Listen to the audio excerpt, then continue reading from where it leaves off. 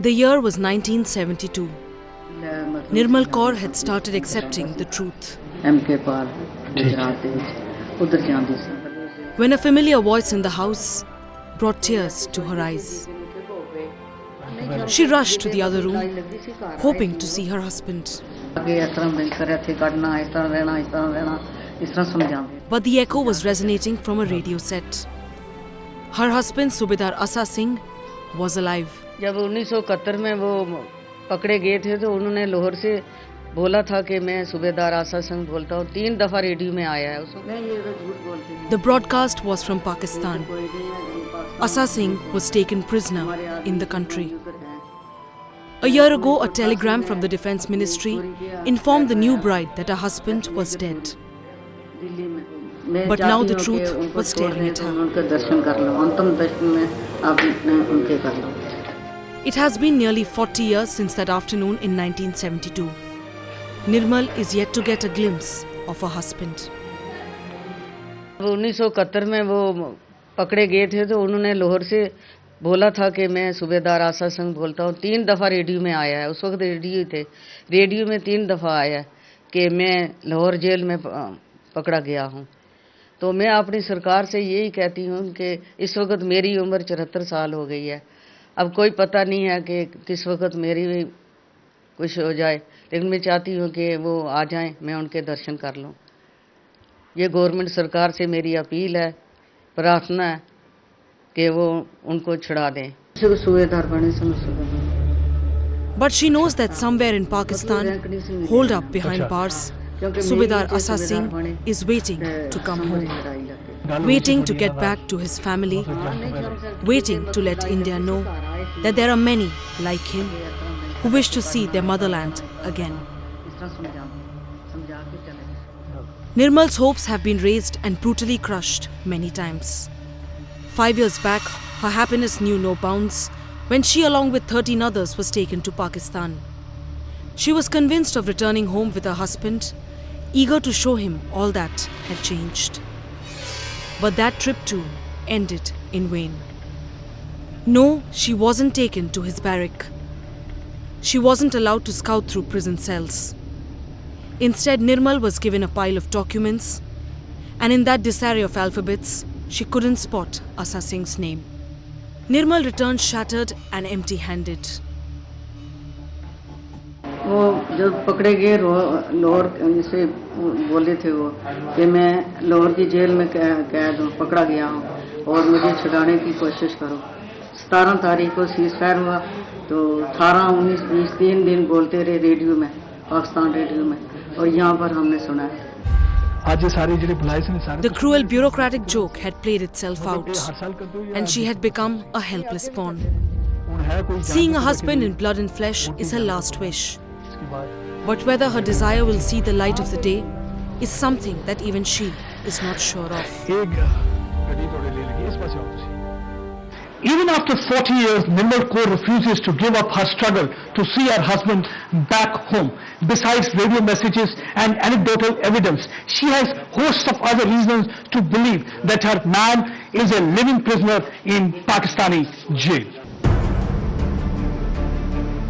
Barely 65 kilometers from Nirmal Kaur's residence is Rano Devi's house.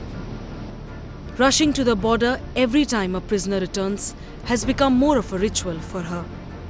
A telegram from the Government of India in the December of 1971 shattered her life. What follows were days of agony and endless wait. But one day a radio broadcast brought home the good news. Sepoy Jagdish Lal, who had gone missing in the war, was alive. हमें जी उम्मीद है हमारी सरकार थोड़ा सा दबाव डाले पाकिस्तान के ऊपर और हमारे युद्धबंदियों को 54 युद्धबंदियाँ उनको छुड़ा कर दें. हम चाहते हैं कि अपने मरने से पहले उनके दर्शन करें. It was that day that she swore to get him back home. Get her husband back to the place he deserved to be. It will not be wrong if we describe these prisoners of war as living casualties of 1971 war wasting away in enemy sins, and family members here living with a hope that before death embraces them, at least they have a glimpse of their near and dear ones. Accompanied by her son-in-law, Rano Devi began her fight. Looking at her husband's pictures at the end of a long day gave her some solace. But now with each passing day, the resolve may be strong, but the willingness to get answers is slowly fading. हमारे Kathua district के ही mister Balwan Singh Shiv Singh जो 14 वर्ष पाकिस्तान की coat Lakhpat Lahore jail में सजा काट के आए। जब हम उनसे मिले तो उन्होंने हमें बताया कि वो सिपाही जगदीश लाल जी से मिले हैं कोट लखपत लाहौर में, वो फांसी की कोठी में बंद थे। तो उन्होंने हमें बहुत सारी वो बातें बताई जो सिपाही जगदीश लाल ही जानते हैं, जो उनको परिवार जानते हैं। तो हमें विश्वास हुआ कि वो उनसे मिले हैं। उसके बाद रूपलाल शहरिया जी पंजाब से हैं, उन्होंने भी सेम चीज़ वही बताई। और ना जाने कितने ऐसे विटनेस हैं हमारे पास जो ये चीज़ कन्फर्स करते हैं कि हम वहाँ युद्धबंदियों से मिले हैं। तो यहाँ तक मानना है कि पाकिस्तान डिनाइड करता है कि मेरे पास कोई भी युद्धबंदी नहीं है। तो मैं समझता हूँ कि हमारी सरकार को इंटरनेशनल लेवल पे उनके एक प्रेशर बिल्डअप करना चाहिए उसको ये मनाने के लिए। तो वो हमारे प्रिजनर ऑफ वार जो है पर्टिकुलरली उनकी सज़ाएं तो पूरी हो चुकी हैं, या जो दूसरे कैदी हैं जिनके सज़ाएं पूरी हो चुकी है, तो उनको छुड़ाने के लिए इन दोनों सरकारों को बैठ के कोई प्रयत्न करना चाहिए। There are letters, there are radio broadcasts, there are innumerable newspaper reports. In the face of all this is what Pakistan wants these families to believe. Repeatedly, evidence of presence of POWs have emerged in Pakistan, but Pakistan all along has denied. We have said that we have done our due screening and there are no POWs. How can they deny it? The savage murder of one of our own finally got India to question Pakistan. We have finally woken up to the forgotten 54. The 54 who were separated from their loved ones. Well, I had certainly endeavored. I had mentioned this to General Musharraf on 2 or 3 occasions. A special team was sent from here. We accepted a special team from Pakistan. Some of them have lost their mind. They are no longer able to, this is most tragic, they are no longer able to identify who they are, where they are from, because they've remained incarcerated for so long.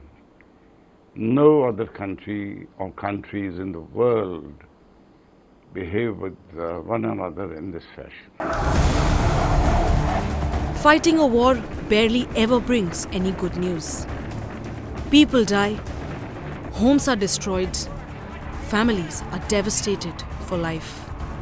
Surrender के समझौते के मुताबिक 93,000 पाकिस्तानी फौजियों ने But when the surrender document is signed, at least then we hope it is really over. Only till a broadcast rattles your life, letting you know that a soldier is alive, but only on the wrong side of the border. His cries for freedom seldom reach the right ears. If you go by the evidence which has been offered by even those prisoners who've been released from Pakistani prisons, there is possibly evidence to suggest that everything is not really on above board. So I think that there should be a concerted attempt to try and bring this matter to a closure.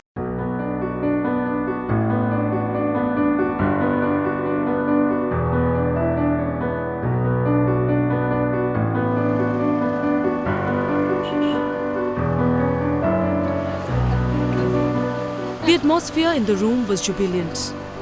Her son had turned 1, and Anuradha, a happy mother, was busy attending to the guests. This is me with him again. Okay. A message arrived and gloom spread in the room. Nor the individuals, but they deserve some sort of any man or any woman. Anuradha's husband, a young fighter pilot, Flight Lieutenant Ashok Dhavle, had been moved to the border. The war with Pakistan had begun.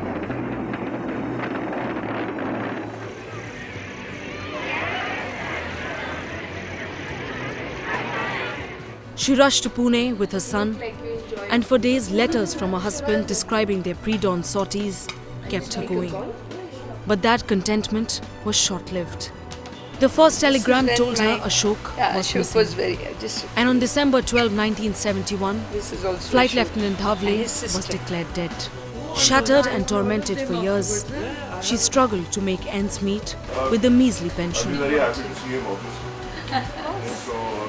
So various people came up with various sort of stories, and I was just 22, 23.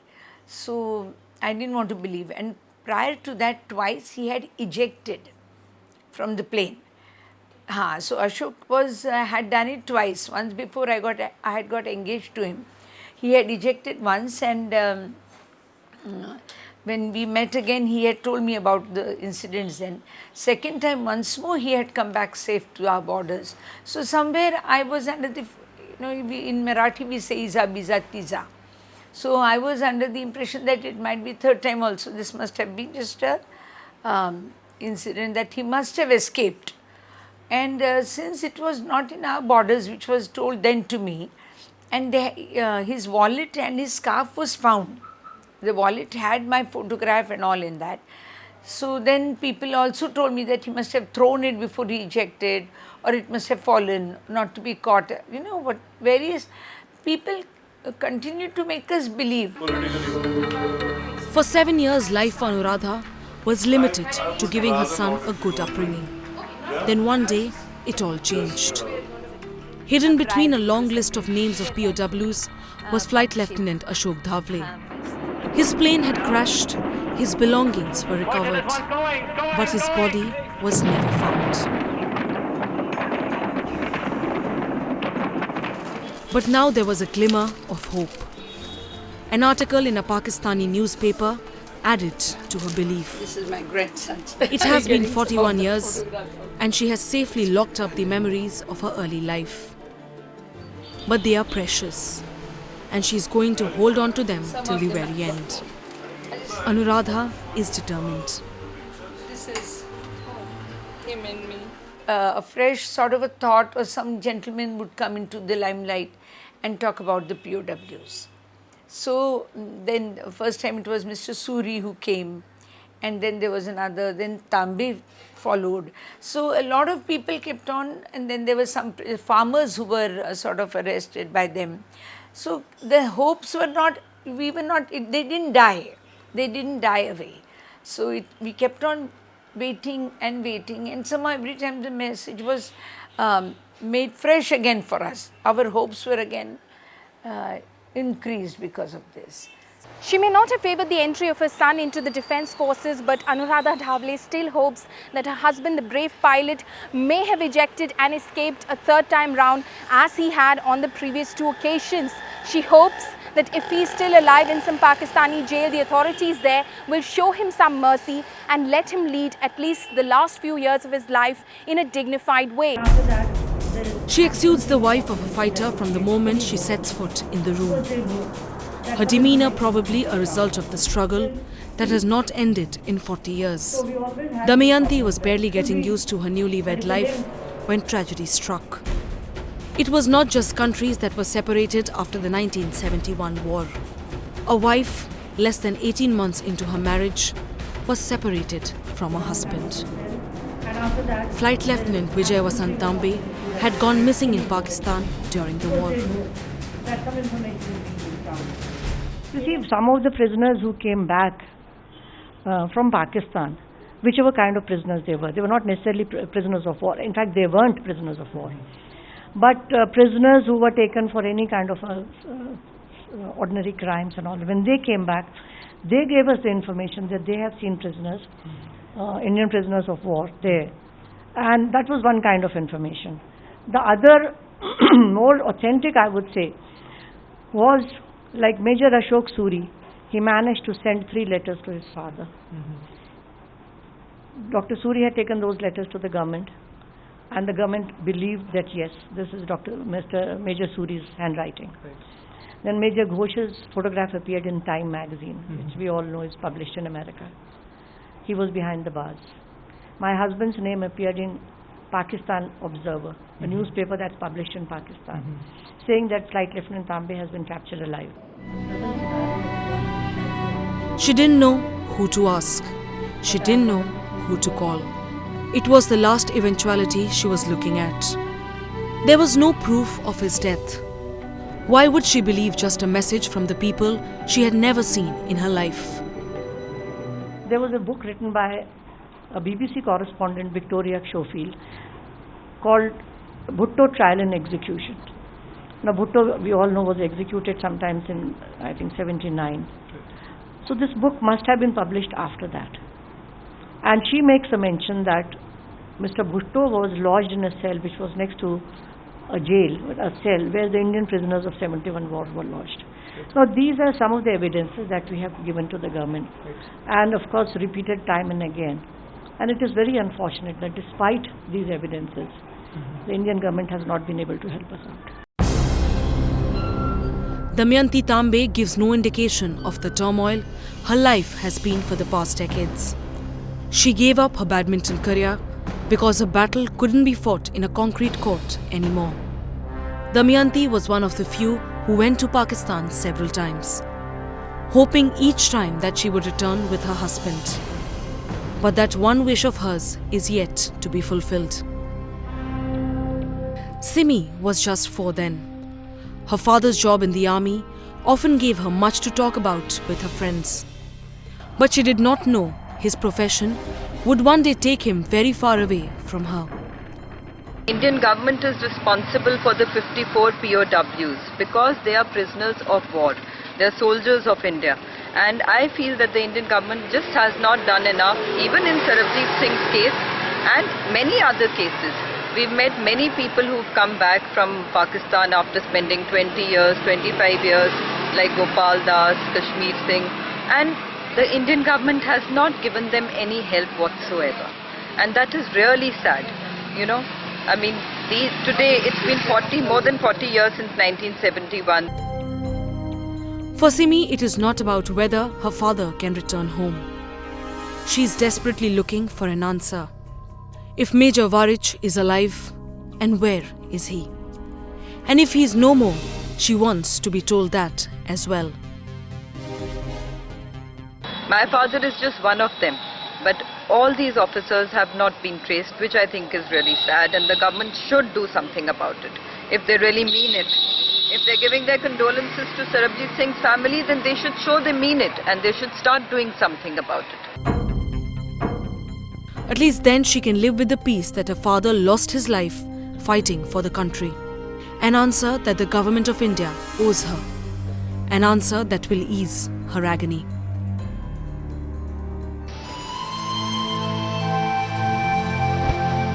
These stories are just an echo of the anguish of a few. Those few who could muster the courage to fight. But then there are others who know that their loved one is alive, but have little idea where to go to ask for help. There is no one to hear their pleas, no one to believe their story. Hindustan सरकार ਨੂੰ ਤੇ ਪਾਕਿਸਤਾਨ ਸਰਕਾਰ ਨੂੰ appeal ਕਰਦਾ ਕਿ ਉਹਨਾਂ ਨੂੰ ਜਲਦੀ ਤੋਂ ਜਲਦੀ ਰਿਹਾ ਕੀਤਾ ਜਾਏ ਤੇ ਸਾਡੇ ਜਿਹੜੇ ਪਰਿਵਾਰ ਦੇ ਵਿੱਚ ਇੰਨਾ ਸਦਮਾ ਲੱਗਿਆ ਉਹ ਠੀਕ ਹੋਵੇ. India needs to fight for them. We need to ensure there isn't another Sarabjit. These are our soldiers, and we need to get them back home.